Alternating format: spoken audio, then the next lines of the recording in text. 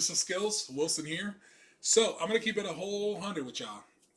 We're gonna talk about TVs today, monitors, and you might want to get one for the new consoles because that's basically how you're gonna get the most out of them. But in my humble opinion, I would not recommend you get one, at least not yet. Even though, again, I think prices are really good right now for TVs and monitors. Next year around this time, they'll also be good. So I believe you should wait a little bit. Again, in my opinion, prices go down and more TVs that are within the range of what we're going to talk about will be available as time goes by and makers make more of them. So let's start with the number one TV on most people's lists, right? So I'm basically going to go over two TVs because there's really only two to talk about. Everything else has either doesn't have or has something that you need or you don't need for it. So the LG 65 inch Class CX series Smart OLED 4K TV is one of the best ones to get for the next gen consoles. And in my opinion, it's the one that you should get for your next gen console instead of the other one that I'm going to mention, which is from Sony.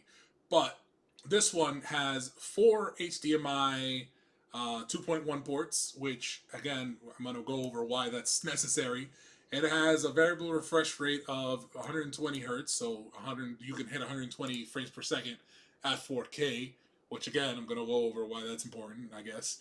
And it's not super expensive. It's expensive, but it's not that expensive. So let's see, you can see it on Amazon and on Best Buy and even here on Newegg. So on Amazon they have it for $1,896.99. So basically almost $2,000. It's about a $2,000 TV. So Best Buy has it at $1,899, and Newegg has it at $1,990. So almost $2,000. Basically a $2,000 TV is what you're looking at here. If you want the 65 inch, which I would recommend. I'm a big TV guy. I like my TVs big. I'm talking 65, 70 inch, upwards of that, not below 65 inch. But yeah. So again, 4K resolution, OLED screen, uh, really good. Everything. It has G-Sync, FreeSync, um, everything that you need basically to uh, play and for the games to look the best that they can in the new TV, right?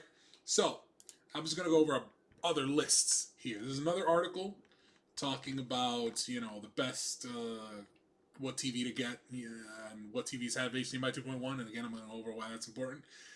So again, the LG CX OLED comes up number one, and it has four HDMI 2.1 ports, variable refresh rate of 120 hertz, all that stuff. Again, prices up there. All right, we have this one as well. This article has what TV should I get for the PS5, and of course the LG CX OLED is up there. The Samsung one we just mentioned as well, but the Samsung is up there, um, and this one also has actually monitors and TVs. This one has the Sony one that I'm going to mention, and the LG, of course, CX and BX, which the BX I think is cheaper, but the CX is the one that you want. So, Sony X900H 4K TV.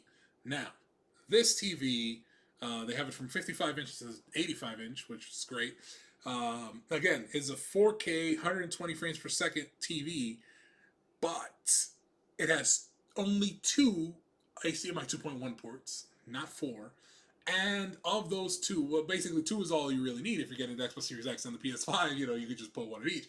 But on top of that, basically, it says right here, it's worth mentioning that these HDMI 2.1 ports aren't active, but they will be in a firmware update shortly. Basically, that Sony's going to release a firmware update on their TVs to make them 2.1 HDMI 2.1 compatible to basically boost the speed. Now, I don't really trust that, and I wouldn't go out and buy a 65 inch or 85 inch TV just based off of a firmware update that's coming. You know what I mean? I would buy the TV that already has it, which again is the LG CX, right? So, but let's just for fun, how much is a 65 Sony X900H TV? It's $2,295. It's even more expensive than the one that has four HDMI 2.1 ports or whatever. But it is Sony. It is technically a good TV. But again, the LG one, I think that's most people's best bet. So yeah, so basically that's it. But then it also has gaming monitors here. Now, a lot of you that do play on gaming monitors instead of TVs, um, unfortunately, monitors right now, there are currently no monitors that have HDMI 2.1 ports, and the most that you'll be able to get is 4K 60 frames per second, right? So here we have their picks for which monitor. So again, you can get 4K at 60 frames per second, or 1080p or 1440p at 120 frames per second, which is still very good, and 4K at 60, 1440p at 144, stuff like that. So the 1440p at 144 hertz, these are the picks, right? LG's up there, BenQ is another one, and then the 4K 60 frames per second, that's the BenQs and the LGs. And all of these monitors are 27 inch, 32 inch, I think is the biggest one. 1080p, 144 hertz one is 27 inch, both of them, whichever one you want to get. So again, these monitors they're really good monitors. They're really good gaming monitors. They're cheaper than the TV. But I would say if you're going gaming monitor, even more than TV, I would definitely wait, because I assume a bunch of monitors are coming out with HDMI 2.1 ports now that these consoles are going to have them, and they know a lot of people, especially gaming monitors. So I think a lot of the companies that make these gaming monitors are going to come out now with a bunch of these monitors, brand new, state of the art, and they're going to hopefully try to hit 4K at 120 frames per second. So definitely, I would wait for those if this is what you're in the market for. Now, what is the difference? Why do you need HDMI 2.1 ports and not HDMI 2.0 ports? Well, basically, it's the thickness of the wire and a bunch of other stuff, but mostly the thickness. So this is an HDMI 2.0 thickness of the wire. It only allowed for 18 gigabytes per second. Now the HDMI 2.1s, the one that the Xbox Series X is going to use and the one that the PlayStation 5 is going to come with, but basically the HDMI 2.1 has 48 gigabytes per second. So basically, more than double the amount of frames that you can get in there. So basically, it helps with the bandwidth. It helps with the frames per second. Basically, to just everything looks better, right? It pushes everything to the max. So this would be the old HDMI, and this is the HDMI 2.1, right? But again, if you just have this TV or the HDMI port, I believe you will not know the difference unless compared to the HDMI 2.1, like right next to you, right? They are ready for 8K with the HDMI 2.1 ports. Basically, they're able to stream a lot more data, so it's better. It's obviously better for gamers because better graphics, better refresh rate. It has a variable refresh rate, obviously goes up. It's great for VR if you want VR. It has an ear for audio, quick media switching. These are all like great things, and of course, it can go up to 10K if you can. It can handle 10K. I wouldn't. Right. I think we're still not there with the 10K, the best quality stuff. But obviously, there's going to be in the future another HDMI port, because just as there's other USBs and lightning wires and all these cables become better equipped, and they're able to fit more basically power into a smaller compact design, they're going to be able to do that. So that's the difference between HDMI 2.0 and 2.1. As I said, the TV that most people, and I would recommend if you're in the market for a new TV, is the LG 65-inch Class CX Series Smart OLED 4K TV. It has 4 HDMI 2.1 ports. It can hit up to 4K at 120 frames per second, which not a lot of other TVs can. The TV that you have right now probably can't as well. And then also, if you want to go full, future-proof, 8K, if you want to go to 8K TVs, you're looking at upwards of $5,000, $6,000, $7,000, $8,000. But they definitely will have all HDMI 2.1 ports. We'll be able to do variable refresh rates, G-Sync, FreeSync, no torn frames, everything that you need for a next gen, definitely in an 8K TV. But again, it's more expensive. But you will be future-proofing. Basically, you won't need another TV for another 4 or 5 years, hopefully. But given the rate that basically the TVs are catching up, I would say maybe 2 or 3 years, because just a couple years ago, let's say I have a Samsung from 2017 that I thought was good enough for these consoles, but apparently I can only get up to 60 frames per second on that. and that's again, and that's lowering it, I think, to 1080p. I don't even think I can hit 4K 60 frames per second, but I'm gonna try.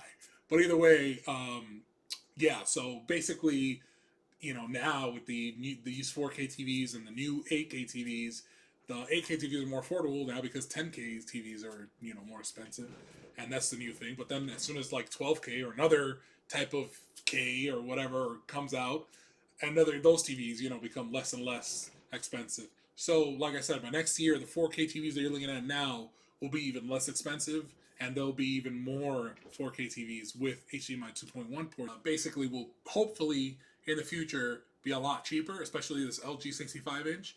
This time next year, I'm pretty sure it's going to be down maybe $400 or $500. So if you want to wait for that, that's my biggest recommendation. In my humble opinion, I don't believe that you really need these new TVs right now.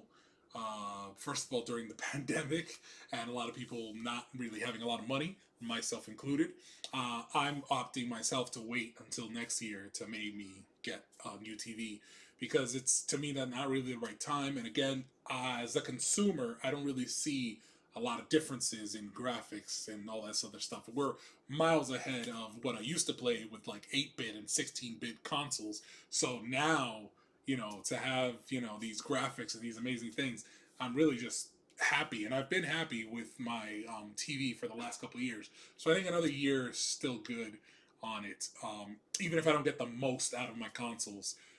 But if you're looking for it, I think again this is the best TV that I could find.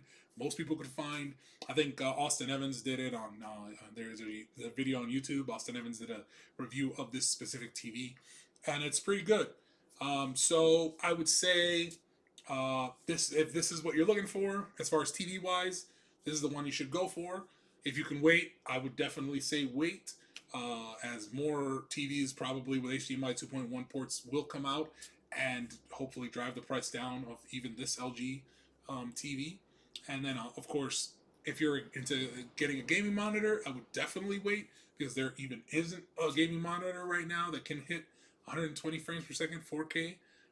But hopefully there will be in the future, and again, be more affordable. So consider liking, subscribing, the whole Jim Jam. Down below, leave a comment if this video was useful at all for you. Even if it wasn't, just, hey, say hi, good for the algorithm. Again, I do the research so you don't have to. Hopefully, this useless skill has been useful for you. See you next time.